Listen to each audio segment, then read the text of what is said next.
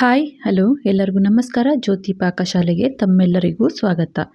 ನಾನು ಈ ದಿನ ಹಳ್ಳಿ ಶೈಲಿಯಲ್ಲಿ ಆಲೂಗಡ್ಡೆ ಬದನೆಕಾಯಿ ಬಜ್ಜಿ ಅನ್ಬೋದು ಅಥವಾ ಗೊಜ್ಜು ಅನ್ಬೋದು ಮಾಡುವ ವಿಧಾನ ತೋರಿಸ್ಕೊಡ್ತೇನೆ. ಈ ಗೊಜ್ಜು ಮುದ್ದೆಗೆ ತುಂಬಾ ಟೇಸ್ಟಿಯಾಗಿರುತ್ತೆ. ಮುದ್ದೆಗೆ ಅಂತಲ್ಲ, ಅನ್ನಕ್ಕೆ, ಚಪಾತಿಗೆ, ರೊಟ್ಟಿಗೆ ಯಾವುದರ ಕಾಂಬಿನೇಷನ್ ಆದರೂ ಈ ಬಜ್ಜಿ ರೆಸಿಪಿ ತುಂಬಾ ಟೇಸ್ಟಿಯಾಗಿರುತ್ತೆ. ಬನ್ನಿ ಈ ಟೇಸ್ಟಿಯಾದಂತಹ ಹಳ್ಳಿ ಶೈಲಿಯಲ್ಲಿ ಆಲೂಗಡ್ಡೆ ಬದನೆಕಾಯಿ ಗೊಜ್ಜು ಮಾಡೋದು ಹೇಗೆ ಅಂತ ನೋಡೋಣ.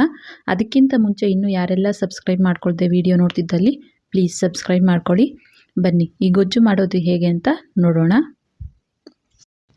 ನಾನಿಲ್ಲಿ ಬಿಳಿ ಬದನೆಕಾಯಿನ ಒಂದು 5 ಆಗುವಷ್ಟು ತಗೊಂಡಿದ್ದೇನೆ.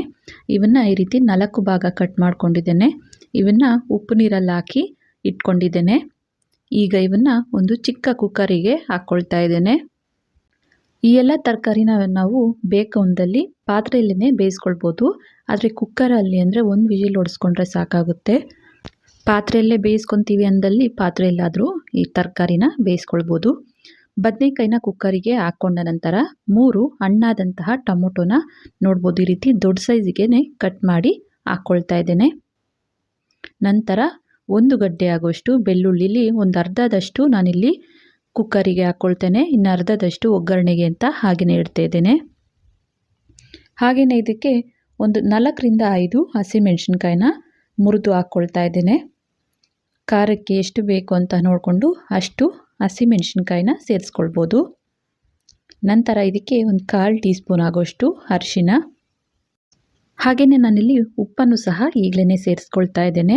ರುಚಿಗೆ ತಕ್ಕಷ್ಟು ಉಪ್ಪನ್ನು ಹಾಕ್ಕೊಳ್ತೇನೆ. ನಂತರ ಇದಕ್ಕೆ ಒಂದು ಅರ್ಧ ಟೀ ಸ್ಪೂನ್ ಆಗುವಷ್ಟು ಸಾಂಬಾರು ಪುಡಿ, ಬೇಳೆ ಸಾರಿನ ಪುಡಿನ ಹಾಕ್ಕೊಳ್ತಾ ಇದ್ದೇನೆ. ಹಾಗೆ ಮೀಡಿಯಮ್ ಗಾತ್ರದ 2 ಆಲೂಗಡ್ಡೆನ ಸಿಪ್ಪೆ ತೆಗೆದು ಹಾಕ್ಕೊಳ್ತಾ ಇದ್ದೇನೆ. ನಂತರ 1 ಗ್ಲಾಸ್ ಆಗುವಷ್ಟು ನೀರನ್ನು ಸಹ ಇದಕ್ಕೆ ಸೇರಿಸ್ಕೊಳ್ತೇನೆ. ನಾನಿಲ್ಲಿ ಆಲೂಗಡ್ಡೆನ ಕಟ್ ಮಾಡ್ದೇನೆ ಹಾಗೆಯೇ ಹಾಕ್ಕೊಂಡಿದ್ದೇನೆ. ಈಗ ಕುಕ್ಕರ್ ಲಿಡ್ಡನ್ನು ಕ್ಲೋಸ್ ಮಾಡಿ ವಿಜಿಲನ್ನು ಹಾಕಿ ಗ್ಯಾಸ್ ಮೇಲೆ ಇಡ್ತೇನೆ ಕುಕ್ಕರನ್ನು. ಇದನ್ನು 1 ವಿಜಿಲ್ ಕೂಗಿಸ್ಕೊಳ್ತೇನೆ. 1 ವಿಜಿಲ್ ಕೂಗಿಸ್ಕೊಂಡ್ರೆ ಸಾಕಾಗುತ್ತೆ. ನಂತರ ನಾನಿಲ್ಲಿ ಚಿಕ್ಕ ನಿಂಬೆಹಣ್ಣಿನ ಗಾತ್ರದಷ್ಟು ಹುಣಸೆಹಣ್ಣನ್ನು ತಗೊಂಡಿದ್ದೇನೆ. ಒಂದು ಬಟ್ಲಿಗೆ ಹುಣಸೆಹಣ್ಣನ್ನು ಹಾಕಿ ಸ್ವಲ್ಪ ನೀರನ್ನು ಹಾಕಿ ಹುಣಸೆಹಣ್ಣನ್ನು ನೆನೆಸಿಡ್ತಾ ಇದ್ದೇನೆ. ನೋಡಿ, ಕುಕ್ಕರ್ 1 ವಿಜಿಲ್ ಬಂದ ನಂತರ ಪ್ರೆಷರ್ ಎಲ್ಲ ಹೋದ್ಮೇಲೆ ಓಪನ್ ಮಾಡ್ತಾ ಇದ್ದೇನೆ. ಬದನೆಕಾಯಿ ಆಲೂಗಡ್ಡೆ ಎಲ್ಲ ಚೆನ್ನಾಗಿ ಬೆಂದಿದ್ದಾವೆ. ಇದನ್ನು ಸ್ವಲ್ಪ ಮ್ಯಾಶ್ ಮಾಡ್ಕೊಳ್ಬೇಕು. ಹಾಗಾಗಿ ನೀರು ಹೆಚ್ಚಾಗಿರೋದ್ರಿಂದ ನಾನಿಲ್ಲಿ ನೀರನ್ನು ಒಂದು ಬಟ್ಲಿಗೆ ಸಪ್ರೇಟಾಗಿ ರೀತಿ ತೆಗೆದುಕೊಳ್ತಾ ಇದ್ದೇನೆ. ಈ ರೀತಿ ನೀರನ್ನು ಸಪ್ರೇಟಾಗಿ ತೆಗೆದುಕೊಂಡ ನಂತರ ಈ ಆಲೂಗಡ್ಡೆನ ನಾನಿಲ್ಲಿ ಒಂದು ಪ್ಲೇಟಿಗೆ ಸಪ್ರೇಟಾಗಿ ತೆಗೆದುಕೊಳ್ತಾ ಇದ್ದೇನೆ.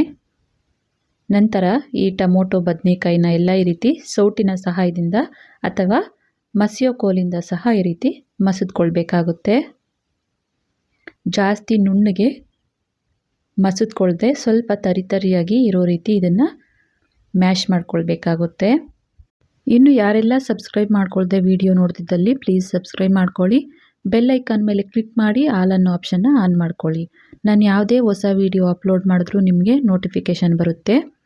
ನೋಡ್ಬೋದು, ಈ ರೀತಿ ಲೈಟಾಗಿ ತರಿಯಾಗಿ ಇರೋ ರೀತಿ ಮ್ಯಾಶ್ ಮಾಡಿಕೊಂಡ ನಂತರ ಈಗ ನಾವು ಬೇಯಿಸಿಟ್ಕೊಂಡಿರುವಂತಹ ಆಲೂಗಡ್ಡೆನ ಈ ರೀತಿಯಾಗಿ ಸ್ವಲ್ಪ ಮ್ಯಾಶ್ ಮಾಡ್ಕೊಳ್ತಾ ಹಾಕ್ಕೊಳ್ಬೇಕು. ನಾವಿಲ್ಲಿ ಆಲೂಗಡ್ಡೆನ ಕಟ್ ಮಾಡಿ ಹಾಕ್ಕೊಂಡ್ವಿ ಅಂದರೆ ಫುಲ್ ಪೇಸ್ಟ್ ಆಗೋಗುತ್ತೆ. ಹಾಗಾಗಿ ಈ ರೀತಿ ಫುಲ್ಲಾಗಿ ಹಾಕಿ ಬೇಯಿಸ್ಕೊಂಡು ನಂತರ ಈ ರೀತಿ ಮ್ಯಾಶ್ ಮಾಡಿಕೊಂಡು ಹಾಕ್ಕೊಳ್ಬೇಕು. ಆಲೂಗಡ್ಡೆ ಅಲ್ಲಲ್ಲಿ ಬಾಯಿಗೆ ಸಿಗೋ ರೀತಿ ಹಾಕ್ಕೊಳ್ಬೇಕಾಗುತ್ತೆ.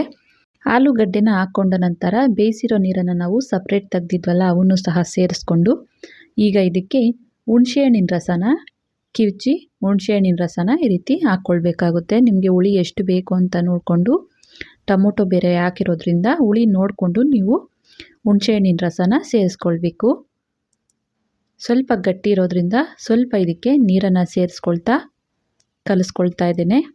ಬಜ್ಜಿ ರೆಡಿ ಆಯಿತು. ಈಗ ಇದಕ್ಕೆ ಒಗ್ಗರಣೆ ಮಾಡ್ಕೊಳ್ಳೋಣ. ಗ್ಯಾಸ್ ಮೇಲೆ ಮಣ್ಣಿನ ಪಾತ್ರೆನ ಇಟ್ಟು ಗ್ಯಾಸ್ ಹಚ್ಕೊಳ್ತೇನೆ. ಪಾತ್ರೆ ಬಿಸಿಯಾದ ನಂತರ ಇದಕ್ಕೆ ಸ್ವಲ್ಪ ಎಣ್ಣೆನ ಹಾಕ್ಕೊಳ್ತೇನೆ. ಎಣ್ಣೆ ಕಾದಿದೆ. ಈಗ ಇದಕ್ಕೆ ಸಾಸಿವೆನ ಹಾಕ್ಕೊಳ್ತೇನೆ. ನಂತರ ಒಂದು ಅರ್ಧ ಟೀ ಸ್ಪೂನ್ ಆಗುವಷ್ಟು ಜೀರಿಗೆ ಸಹ ಹಾಕ್ಕೊಳ್ತೇನೆ. ಸಾಸಿವೆ ಜೀರಿಗೆ ಸಿಡಿದ ನಂತರ ಇದಕ್ಕೆ ಮಿಕ್ಕಿರುವಂತಹ ಬೆಳ್ಳುಳ್ಳಿನ ಜಜ್ಜಿ ಹಾಕ್ಕೊಳ್ತಾ ಇದ್ದೇನೆ. ನಂತರ ಸ್ವಲ್ಪ ಕರಿಬೇವನ್ನು ಹಾಕಿ ಬೆಳ್ಳುಳ್ಳಿ ಕರಿಬೇವನ್ನ ಎಣ್ಣೆಯಲ್ಲಿ ಸ್ವಲ್ಪ ಫ್ರೈ ಮಾಡ್ಕೊಳ್ಳೋಣ. ಬೆಳ್ಳುಳ್ಳಿ ಸ್ವಲ್ಪ ಫ್ರೈ ಆದ ನಂತರ ಇದಕ್ಕೆ ಒಂದು ಈರುಳ್ಳಿನ ಉದ್ದುದ್ದಕ್ಕೆ ಕಟ್ ಮಾಡ್ಕೊಂಡಿರೋದನ್ನು ಸೇರಿಸ್ಕೊಳ್ತಾ ಇದ್ದೇನೆ. ಈರುಳ್ಳಿನ ಹಾಕಿ ಲೈಟಾಗಿ ಫ್ರೈ ಮಾಡ್ಕೊಳ್ಬೇಕು. ಜಾಸ್ತಿ ಸಾಫ್ಟ್ ಆಗೋವರೆಗೂ ಫ್ರೈ ಮಾಡ್ಕೊಳ್ಳೋ ಅವಶ್ಯಕತೆ ಇಲ್ಲ. ಸ್ವಲ್ಪ ಈರುಳ್ಳಿ ಫ್ರೈ ಆದ ನಂತರ ನಾವು ಮಸದಿ ಇಟ್ಟಿರುವಂತಹ ಬಜ್ಜಿನ ಇದಕ್ಕೆ ಸೇರಿಸ್ಕೊಳ್ಬೇಕಾಗುತ್ತೆ. ಒಗ್ಗರಣೆ ಬಜ್ಜಿ ಎಲ್ಲ ಮಿಕ್ಸ್ ಆಗೋ ರೀತಿ ಚೆನ್ನಾಗಿ ಇದನ್ನು ಮಿಕ್ಸ್ ಮಾಡಿ, ಈಗ ಇದಕ್ಕೆ ಸ್ವಲ್ಪ ಕಟ್ ಮಾಡಿರುವಂತಹ ಕೊತ್ತಂಬರಿ ಸೊಪ್ಪನ್ನು ಹಾಕಿ ಚೆನ್ನಾಗಿ ಇದನ್ನು ಮಿಕ್ಸ್ ಮಾಡಿ ಒಂದು ಕುದಿ ಬರೋವರೆಗೂ ಇದನ್ನು ಕುದಿಸ್ಕೊಂಡ್ರೆ ಸಾಕು. ಮನೆಗೆ ಏನು ತರಕಾರಿ ಇಲ್ಲ ಅಂದಾಗ, ಬಾಯಿ ಕೆಟ್ಟಿದೆ ಅಂದಾಗ ಈ ರೀತಿ ಬದನೆಕಾಯಿ ಆಲೂಗಡ್ಡೆನ ಬಳಸಿ ಈ ಬಜ್ಜಿ ರೆಸಿಪಿನ ಮಾಡಿಕೊಟ್ವಿ ಅಂದರೆ ಒಂದು ಮುದ್ದೆ ತಿನ್ನೋರು 2 ಮುದ್ದೆನ ತಿಂತಾರೆ, ಅಷ್ಟು ಟೇಸ್ಟಿಯಾಗಿರುತ್ತೆ. ನೋಡ್ಬೋದು ಬಜ್ಜಿ ಈ ರೀತಿ ಕುದಿ ಬಂದಿದೆ. ಒಂದು ಕುದಿ ಬಂದರೆ ಸಾಕಾಗುತ್ತೆ, ಜಾಸ್ತಿ ಕುದಿಸ್ಕೊಳ್ಳೋ ಅವಶ್ಯಕತೆ ಇಲ್ಲ. ನೋಡಿ, ಆಲೂಗಡ್ಡೆ ಬದನೆಕಾಯಿ ಗೊಜ್ಜು ಅಥವಾ ಬಜ್ಜಿ ರೆಸಿಪಿ ರೆಡಿ ಆಯಿತು. ಈಗ ಗ್ಯಾಸನ್ನು ಆಫ್ ಮಾಡ್ಕೊಳ್ತೇನೆ. ಇದನ್ನು ಒಂದು ಬಟ್ಲಿಗೆ ಸರ್ವ್ ಮಾಡ್ತೇನೆ. ನೋಡಿದ್ರಲ್ಲ, ಸಿಂಪಲ್ಲಾಗಿ ಟೇಸ್ಟಿಯಾದಂತಹ ಆಲೂಗಡ್ಡೆ ಬದನೆಕಾಯಿ ಬಜ್ಜಿ ಮಾಡುವ ವಿಧಾನ. ಬಿಸಿ ಬಿಸಿ ಮುದ್ದೆಗೆ ಈ ಬಜ್ಜಿನ ಹಾಕ್ಕೊಂಡು ಊಟ ಮಾಡ್ತಾ ಇದ್ದರೆ ಸೂಪರ್ ಅಂತಲೇ ಹೇಳ್ಬೋದು. ನಾನಿಲ್ಲಿ ಮುದ್ದೆನ ಮಾಡ್ಕೊಂಡಿದ್ದೆ ಈ ಬಜ್ಜಿಗೆ ಕಾಂಬಿನೇಷನ್ ಆಗಿ. ನೋಡಿದ್ರಲ್ಲ, ಆಲೂಗಡ್ಡೆ ಬದನೆಕಾಯಿ ಬಜ್ಜಿ ಮಾಡುವ ವಿಧಾನ. ಈ ರೆಸಿಪಿ ನಿಮಗೆ ಇಷ್ಟ ಆಗಿದೆ ಅಂದ್ಕೊಳ್ತೇನೆ. ಇಷ್ಟ ಆದಲ್ಲಿ ಈ ವಿಡಿಯೋಗೊಂದು ಲೈಕ್ ಮಾಡಿ. ಯಾರೆಲ್ಲ ಸಬ್ಸ್ಕ್ರೈಬ್ ಮಾಡ್ಕೊಳ್ದೆ ವಿಡಿಯೋ ನೋಡ್ತಿದ್ದಲ್ಲಿ ಪ್ಲೀಸ್ ಸಬ್ಸ್ಕ್ರೈಬ್ ಮಾಡ್ಕೊಳ್ಳಿ. ಈ ವಿಡಿಯೋ ಹೇಗನ್ನಿಸ್ತು ಅಂತ ಕಮೆಂಟ್ ಮಾಡಿ. ಹಾಗೆ ಈ ವಿಡಿಯೋ ಇಷ್ಟ ಆದಲ್ಲಿ ನಿಮ್ಮ ಫ್ರೆಂಡ್ಸ್ ಆ್ಯಂಡ್ ಫ್ಯಾಮಿಲಿ ಮೆಂಬರ್ಸ್ಗೆ ಈ ವಿಡಿಯೋನ ಶೇರ್ ಮಾಡಿ. ಧನ್ಯವಾದಗಳು.